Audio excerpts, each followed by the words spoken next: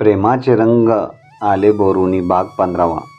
जपजप पावलं टाकत ऋतू रेवाच्या रूमकडे निघाली. नीरव शांततेत पावलांची चाहूल लागून रेवा सावरली. बेडवर वेदच्या शेजारी बसत त्याला तिने फक्त पलीकडच्या कुशीवर ओढवण्याचा प्रयत्न केला.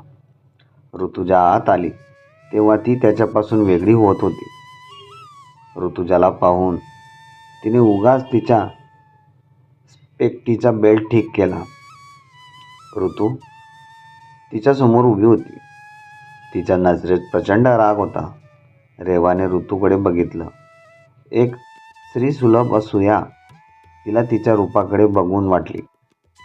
वेद बाणावर असता आणि याचं असं खाजगीत भेटणं झालं असतं तर वेदची नजर क्षणभरही हिच्यावरून दडली नसती.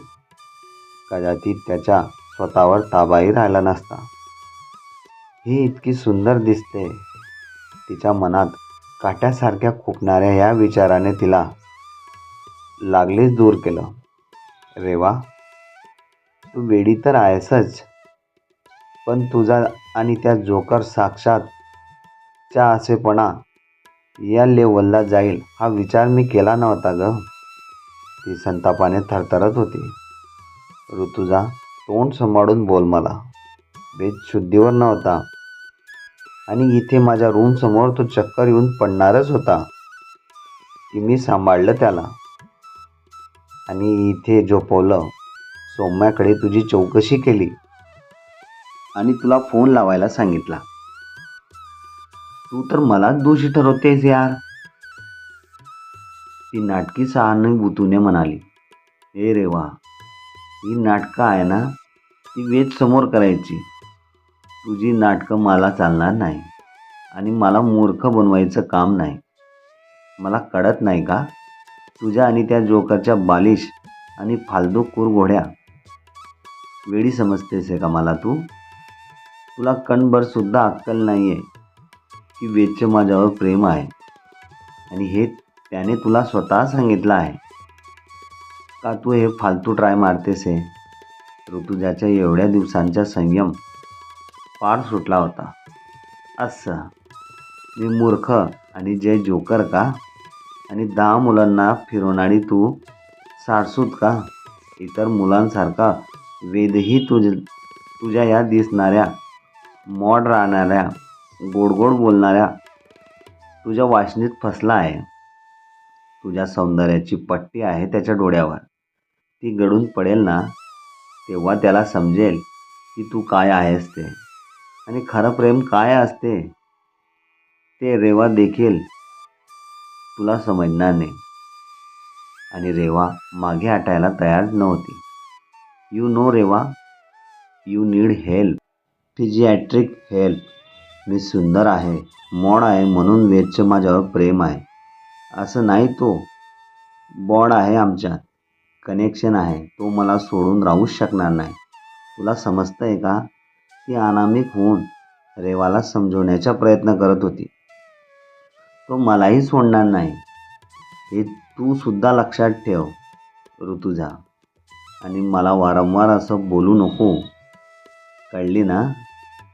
अगं तो तुला एक चांगली मैत्रीण समजतो. तू काय अर्थ घेते त्याचा? ती वैतागली. तेच तर त्यालाही आणि तुलाही समजत नाही. तो ज्याला मैत्री समजतो ते प्रेम आहे आणि ज्याला प्रेम समजतो ते निव्वळ आकर्षण आहे, दुसरं काही नाही. इट विल बी बेटर तू आमच्यातून निघून जा ऋतू. तेच तुझ्यासाठी नीट आणि व्यवस्थित राहील. ती आक्रास्ता वेडपणा करत म्हणाली. ऋतू नाईलाजाने बाहेर आली. तिने फोन करून अनुजला खाली बोलावलं आणि हेल्परच्या मदतीने वेदला त्याच्या रूममध्ये शिफ्ट केलं. बेडवर झोपवलं. तो अजूनही पूर्णपणे गुंगीत होता. त्याच्या अंगावर धुलई व्यवस्थित टाकून तिने त्याच्या केसातून हळूवार हात फिरवला. त्याच्या कपाळावर अलगदपणे ओठ टेकवले. तिच्या डोळ्यातून ओघळलेला अश्रू त्याच्या गालावरून सावकाश खाली येत होता. तो शांत झोपून होता. याला नक्कीच जयने ड्रिंकमधून काहीतरी दिलं असावं हे तिच्या मनात पक्क होते. म्हणून शंकांचे घर तिच्या डोक्यात सातत गुरगुरत करत होते. ऋतू, तू जा, आराम कर, मी काळजी घेईन त्याची.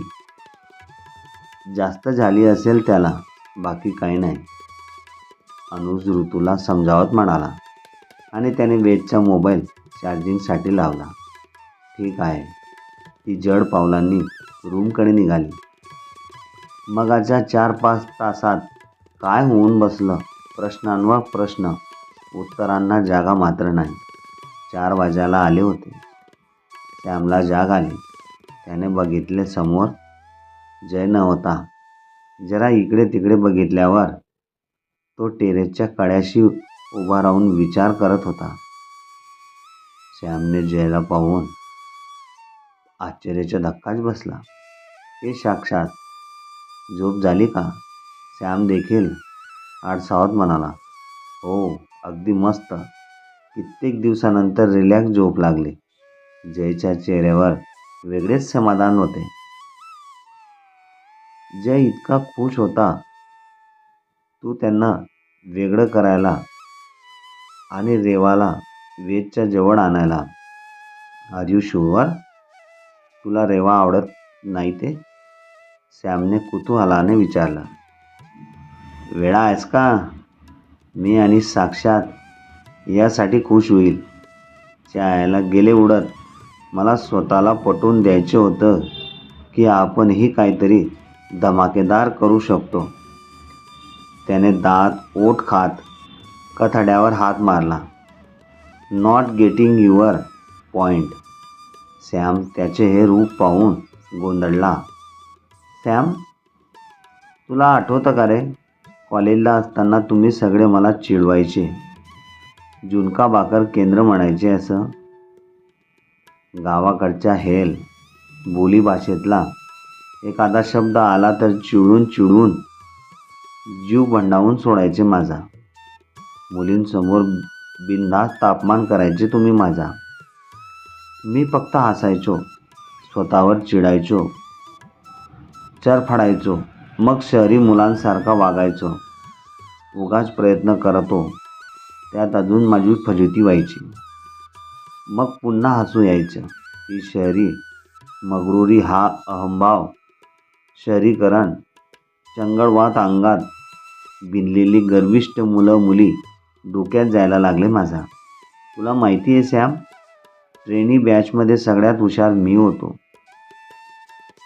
पण मी बोलायला लागलो आणि एखादा दुसरा गावठी शब्द तोंडातून निघाला की हे सगळे हसून हसून सगळा हॉल दणदणावून सोडायचे. मी देखील त्यांच्यासोबत बळजबरीने हसायचो. मनात स्वतःला कोसत असायचो. रात्री झोपताना तो आवाज कानात घुमत राहायचा माझा. चीड यायची मला. दुसऱ्या दिवशी पुन्हा या लोकात मिसळून जायचो. जखम कधी भरून आलीच नाही माझी. आत ठसत ठसत असायची माझी. वरून फक्त खपली, वर खपली धरली जात होती. हा वेद ज्याला तू माझा बेस्ट फ्रेंड समजतोय, त्याच्यावर किती मुलींचा सिक्रेट क्रश आहे. कारण वेद हँडसम आहे, बॉडी शोडी आहे, भन्नाट बोलतो, लिहितो छान. पहिल्या दिवशी हा कुणाच्या लक्षात यायच्या आधी मी कितीतरी उत्तर दिली होती. पण मी कुणाच्या लक्षात राहण्यासारखा अजिबात नव्हतो.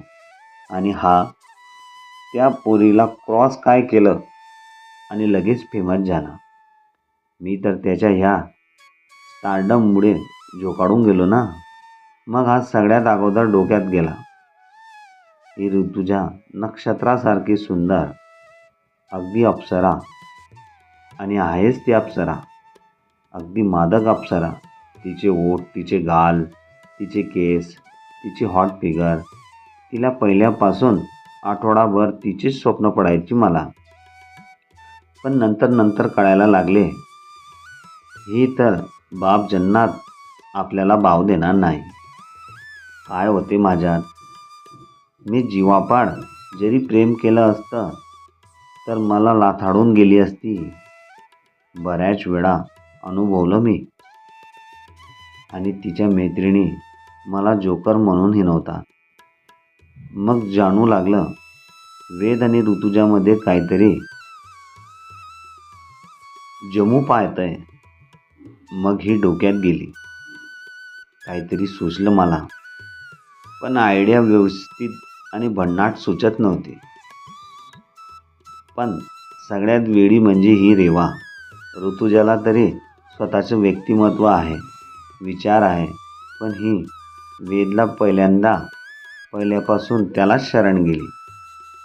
मंदबुद्धीसारखे वेद वेद त्याने 1000 वेळा सांगितले हिला, तू फक्त मैत्रीण आहेस. तरी हिच्यासारखं वेद वेद साक्षात नॉनसेन्स. कधी कधी दया येते, खरंच मदत करावी अशी वाटते, पण पुन्हा जाम डोक्यात जाते ही. काय करावं आता. ही शहरी मुले माझ्या डोक्यात जायला लागली होती. कॉलेजपासूनही जखामुरावर होती. तिला माझ्या पद्धतीने आराम देतोय मी.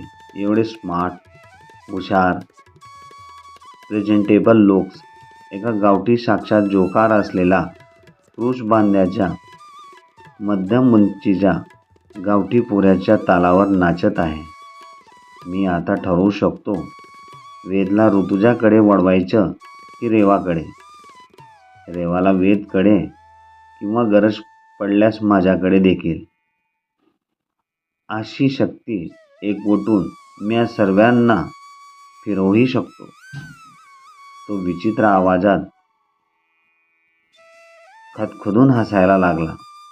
त्या अंधारात टेरेसवरच्या डीम प्रकाशात त्याच्या हसू विलक्षण विकृत वाटत असलं तरी त्याला अपमानाची किनार होती. सॅम त्याच्याकडे असाच आश्चर्याने पाहत राहिला. पण का? साक्षात, यू नीड हेल्प मॅन. हे तुझ्या प्रॉब्लेमचे सोल्युशन नाही आहे. तू त्यांना नाचवत नाही. तुझ्याशी असलेली त्यांची मैत्री त्यांना हे करायला भाग पाडते. ऋतुजाचं प्रेम तिला हे करायला भाग पाडतंय. तुझी वेगळी ओळख बनवणं तुझ्या हातात होतं. असा गेम खेळायची काहीच गरज नव्हती. स्वतःवर काम केलं असतं तर कदाचित ऋतुजा किंवा ऑफिसमधली एखादी मुलगी तुझ्याही प्रेमात पडली असती. हे जे तू प्रवचन सांगतोय ना मला, ते ऐकायला ठीक आहे. गावाकडच्या पोरांना काय प्रॉब्लेम येताना हे इथं गोव्याच्या रंगीत वातावरणात हाय फिरंगी पोरी कुरवाळत बीचवर बसून तुला कळणार आहे. या पोरींना किंमत देत नाही आता मी. काय पोरी ह्या गोव्याला पोरांबरोबर एकत्र आल्यात, राहत आहेत. तोकडे कपडेच काय घालून हिंडत आहे. ज्यूस काय पितात, अंग हलवून नाचता काय हे. गड्यात गडे फिशिंग, अरे नाच चालू आहे. अशा बेशरम पोरींना गावाकडे काय म्हणतात माहिती आहे ना? पुन्हा त्याने तिरमिरीत तो विचार करू लागला होता. साक्षात, यू आर अ लूझर. फाट्टू, तुला पोरींनी मारलं ना म्हणून तुझी जडली. खरं तर दोष तुझ्या मागासलेल्या गावाचा नाही आहे, तुझ्या मागासलेल्या विचारांचा आहे. गावाचे असो की शहराचे, प्रत्येकाचे प्रॉब्लेम्स वेगळे आहेत, चॅलेंजेस वेगळे आहेत. ते शहरातले म्हणून खूप सुखी आहे असं होत नाही. हे होऊ शकतं की तुझ्या बाबतीत वागताना ते चुकले असतील, पण तू बोलून दाखवलं हे त्यांना कधी, जे आज बोलतोय. कदाचित वेदने, रेवाने तुला समजून घेतलं असतं, पण नाही. तुझं डोकं नासलंय, कम्प्लिटली नासलंय तुझं डोकं. तुला कॉम्प्लेक्स आला आहे आणि तो तुला हँडल होत नाही. आणि ह्या पोरींनी काय करायचं, कुठले कपडे घालायचे, पाणी प्यायची की नाही हे चांगलं वाईट ठरवणं त्यांचा प्रश्न आहे. तुला किंवा कुणालाही त्यांच्या जज करायचा अधिकार नाही. सॅम अतिशय संतापात म्हणाला, सॅम, तू मला प्रॉमिस केलं होतं मदत करशील म्हणून. आता पलटायचे नाही. मी नेहमी तुला एक चांगला दोस्त मानलंय म्हणून तुझ्याजवळ मन मोकळं केलंय. जय त्याच्याकडे अपेक्षेने बघत म्हणाला, मी तुला आता एकच मदत करू शकतो, ते म्हणजे गप्प बसू शकतो. मला वाटलं तुझ्या लवचा मामला आहे म्हणून तुला मदत करत होतो मी. आता आहेस 2 दिवस तर सगळं विसरून जा, मजा कर आणि पुण्याला गेल्यावर उपचार करून घे. You need help. सॅम त्याच्या पाठीवर टोपतून निघून गेला. मला जगण्याचे तत्त्वज्ञान शिकवतो. इतक्या दिवसाचं मनात साचलेलं विष असं ओपून झाल्यावर आलेली विकृत शांतता जयच्या चेहऱ्यावर होती. या 3 शहरी शहाण्यांच्या कडसूत्री बाहुलीचे धागे आपल्या हातात आहे या विचाराने त्याच्या विकृत अहम कुरवाडाला गेला होता. शरीराच्या बाहेर आणि आत साचलेल्या विषारी धुरात तो आनंदात उभा होता. बराच वेळ त्याला अगदी पहाटेचीच जाग आली. डोकं अगदी जड झालं होतं.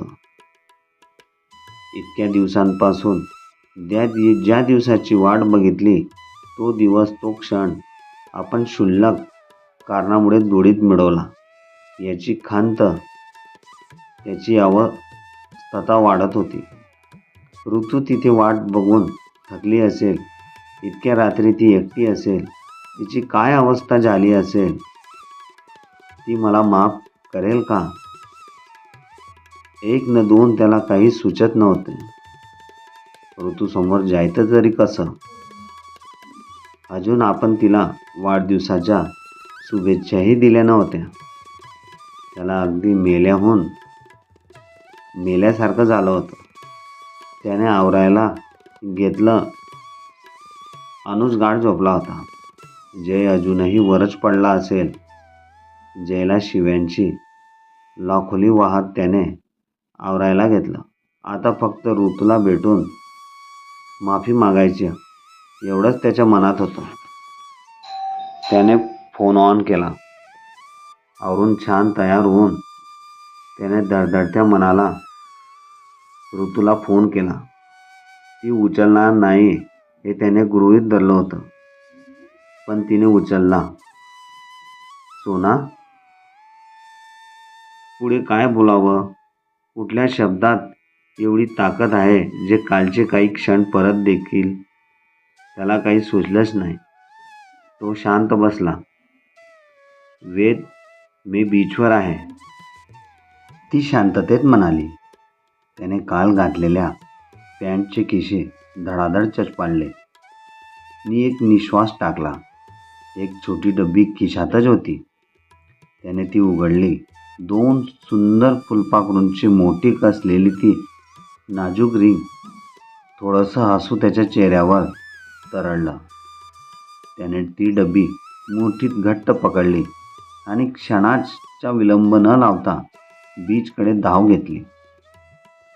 अंधारावरून कुणीतरी हलकेच हात फिरवल्यासारखे अंधार विरत होता आणि उमलू पाहणारा कोवळा प्रकाश ती जागा घेत होता. हा अंधार प्रकाशाच्या भेटण्याच्या आणि त्या क्षणी विरह पाण्याचा खेळ बघत ती गुंगली होती. सूर्योदयाला अवकाश होता. थंडगार हवा चालू होती. शांतता असल्याने फक्त समुद्राचा तेवढा बोलत होता. बाकी सगळं शांत. तो धावत आला. ती खाली बसली होती. तिच्या आलत्या केसांमधून एक थेंब गालावरून मानेकडे येत होता. नेहमी वाऱ्याशी दंगामस्ती करणारे केस आज चिटकून बसले होते. डोळ्यांवर पहार ठेवणाऱ्या बटा गालांवर हालचाल न करता विसावल्या होत्या. तिचे हे शांत असलेलं रूप सुद्धा तेवढंच लोभस आणि जीव घेणं होतं. तो शेजारी जाऊन बसला. तिने त्याच्या येण्याची दखल घेतली नाही. ती समोर तशीच स्थितप्रज्ञ बसून होती. वेदला हे अपेक्षितच होतं. त्याने तिचा हात हातात घेतला. तिने तो शांततेत सोडवून घेतला. हा रागही अपेक्षित होता. त्याने पुन्हा हात हातात घेतला. यावेळी तिने सोडवला नाही, पण त्याच्याकडे बघितलंही नाही. सोना, प्लीज लुक ॲट मी. त्याचा आवाज जड झाला होता. ती काहीच बोलत नाही. तिने ओठ गच्च दाबले. अश्रू आणि हुंदका दाबण्याचा ती प्रयत्न करत होती. I know, I made hug mistake, not a mistake, a blunder. पण तुझं थोडं माझं ऐकून घे, मग मी तुझं ऐकतो. तिचा हातात असलेला हात हळूवार थोपटत तो आजीजीने म्हणाला. वेद, मी रागावले नाही, फक्त दुखावले आहे. तिच्या डोळ्यातून पाणी गळागळा व्हायला लागलं. त्याने न राहून तिचा चेहरा त्याच्याकडे वळवला. तिने त्याच्या डोळ्यात बघायचं टाळलं. क्षणभर पापण्या मिटून घेतल्या. लुक ॲट मी प्लीज यार. त्याने पुन्हा विनवणी केली. तिने नाखुशीने त्याच्याकडे पाहिलं. कालच्या वाईट स्वप्नांचं सावट नसलेल्या पण तिच्यावरच्या प्रेमाने ओथंबून वाहणारे त्याचे डोळे ती पाहत राहिली. हॅपी बर्थडे सोना. मला एकदा माफ कर ग. माझा तोल कसा सुटला आणि मी तो वीडचा ड्रॉग ओढला. मलाच कळलं नाही. सोना प्लीज, तुला माहिती आहे ना, तू अशी रागावली, चिडलीस की मला काहीच सुचत नाही. मला आता फक्त हसणारी तू समोर हवी आहेस. नंतर काय शिक्षा द्यायची ती दे तू मला. आता या उगवत्या सूर्यासोबत मला तुला मनसोक्त पाहू दे. त्याचा हात तिच्या हनीओटीवर होता. तिने फक्त होकारार्थी मान हलवली आणि गोड हसली. त्या हसण्याने त्याचं काळीज हलकं झालं. खूप थंडी आहे नाही? तो हळुवारपणे नजर न हटवता अजून जवळ जात म्हणाला. त्याच्या डोळ्यातील आर्जव वाचून तिला शब्द सुचले नाही. एक स्वीट कॉफी, त्याच दुपट्टीने धडधडणारं हृदय तिच्या हृदयाशी स्पर्धा करत होते. जणू तिचे डोळे बोललेच नाही म्हणून त्याने डोळे मिटले. असं का? तो जरा जवळ आला. त्याच्या ओठांचा प्रश्न तिला सोडवायचाही होता आणि पूर्णही करायचा नव्हता. काय होतंय? एक अनामिक हुरहुर. एक दीर्घ श्वास घेत तिने त्याच्या ओठांवर 2 बोट ठेवले आणि त्याच्यापासून ती दूर झाली. त्याने अविश्वासाने डोळे उघडले आणि तिच्याकडे पाहिले. 1 मिनिट वेद, मला काही बोलायचं आहे. त्याने नाराजीने दीर्घ श्वास घेत चेहऱ्यावरून हात फिरवत केसांमधून फिरवला. जरा शांत होत उपहासाच्या कडवट सुरात तो म्हणाला, आताच बोलायचं. ओके, चल बोल. मी चुकलोय. मला शिक्षा हवी. बोल, काय शिक्षा द्यायची तुला? ती मी घ्यायला तयार आहे. पण ऋतू प्लीज अशी नाराज नको होऊस. मित्रो, कथा आवडली असेल तर चॅनलला लाईक, शेअर, सबस्क्राईब करायला विसरू नका. धन्यवाद.